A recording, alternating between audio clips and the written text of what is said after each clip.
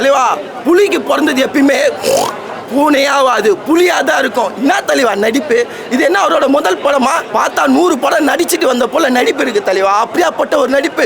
சும்மா 3 கிலோ சாமா தலை எப்படி 3 கிலோ சாமா போட்டு பழகுன்னு போட்டு வெட்டுறா போல அப்படியாப்பட்ட ஒரு வெட்டு.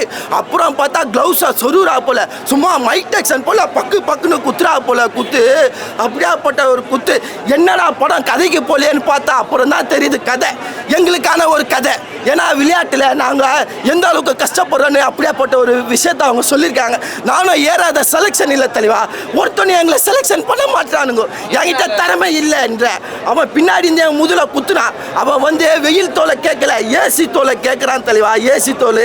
அதனால தான் நான் ஏறாத இடம் இல்லாத செலெக்ஷனே ஆகலை. அந்த கதையை தான் தலைவா நான் சொல்கிறேன். சூர்யாவோட நடிப்பு அந்த கதையை நான் சொல்கிறேன். கதையை கேளுங்க. அதுக்கப்புறம் நான் கதைக்கு வரேன். என்ன கருத்து சொல்ல வரேன்? அதை தான் இப்போ இவ்வளோ நான் என்ன பேச வரேன்.